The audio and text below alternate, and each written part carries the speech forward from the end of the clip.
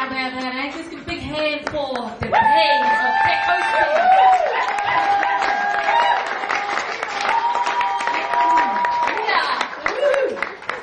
Sisters Bros from Pet Coasties. Just when I told you it was all about me, well, I had to share the stage with some other beautiful mighty women comedians. So let's give them another big hand.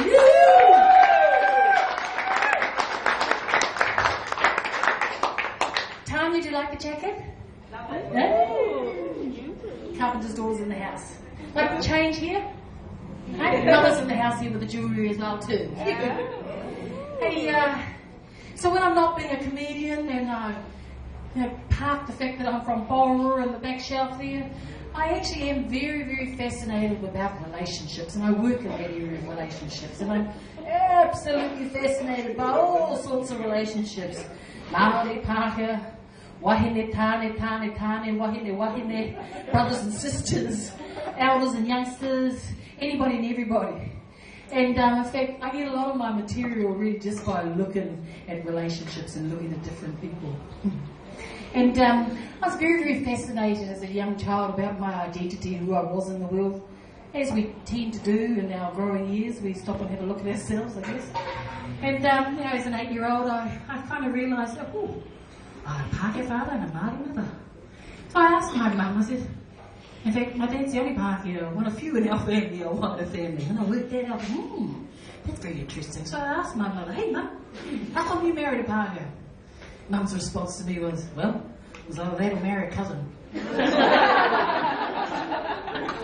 What would you have chosen? And the other thing she said was, oh, plus the Pākehās always gave me lollies. They also gave me diabetes. And,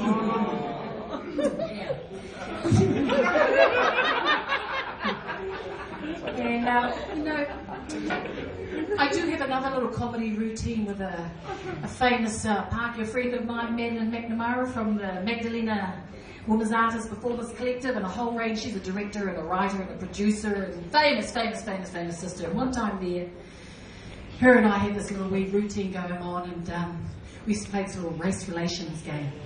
And we used to ask, if Māori and Pākehā asked the questions that you really don't really want to ask in public. And so we got into character with there, and she would be Pam from Pekaringa, and I'd be Rangi from Rotorua. Well, always Rangi from Rotorua. And there was a bit of a sort of competition going on. We had a little bell there, and we used to do this race relations number when we were in the days when Treaty of Waitangi was a dumb thing to be talking about, and having these workshops and anti-racism workshops break down the oppressive racism that we were living with. And anyway, so trucking along, we're having our little wee game there, our little race relations number, little bell going on there, and Pam from Pekaringa, she asks me this question. She goes, Rangi, what exactly is Maori time? It's not a wait. And I'm standing there and I'm going, I take about 3 minutes to answer the question. I go, a good time. We might take a long time to get there, but every single time the Māori get together, it's always a good time. She's Roxy, it's all sort of getting up the edge of the ears. Rangi, what do you think about Pākehā sleeping with Maoris? And I go, oh, no, actually, wrong way.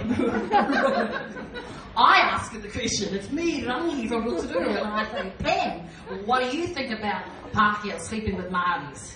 And she goes, ooh, I think it should be compulsory. And then Pam turns around to me and she says, Rangi, what do you think about Māoris sleeping with Pākehās? And I take another long time to answer. I go, well, does it really matter? Because after all, we're all pink inside. I usually say that to R18, the R18 show. It gets even more dirtier than that. But hey, did you hear about the time the blonde that went to the library? You go, no. Yeah, well, she went to the library. And she goes up to the librarian and she goes, I have a Big Mac combo with extra fries. The librarian goes, this is a library. The blonde goes, oh, sorry, I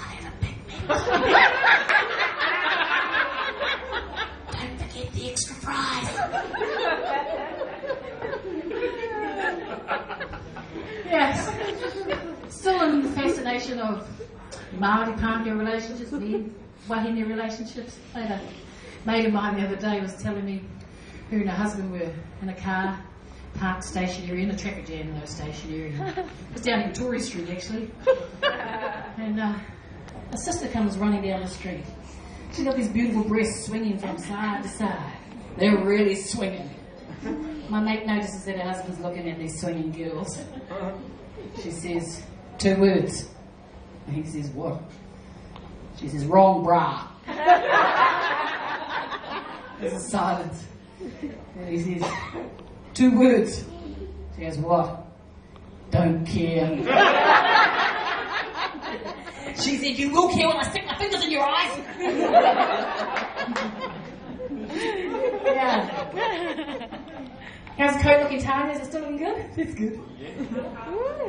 I was at a party not so long ago and I was observing this other husband who's ready to go home. He wanted to go home. He's getting a little bit agitated. He calls out, wifey.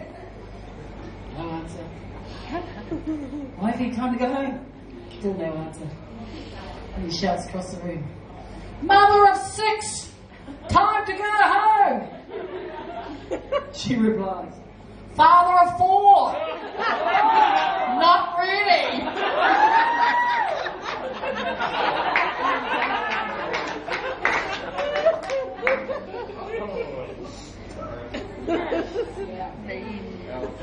Ouch.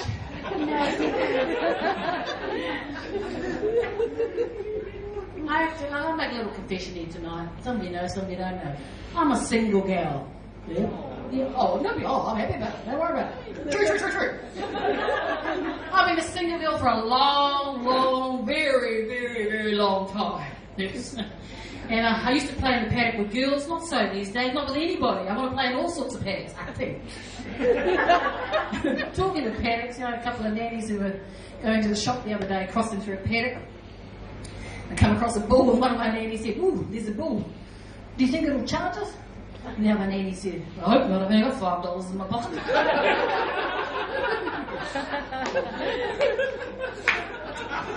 Anyway, so I let the sisters know, this is me, I'm a single gal. I think I'll check out the scene, and so some of my wonderful sisters thought, we'll check her out on a date, a blind date here. So anyway, they set me up with somebody, we'll call him Tom. Tom and I start texting one another in the beginning of the week, all very, very nice, and there's fun and humour going on there, and there's a few sexual innuendos going on there, like, I'm like creamy power, but a bit chunky. Oh yeah, okay, Tom. And we agreed that we would hook up again on Saturday night, but we're both travelling around the country then, so anyway.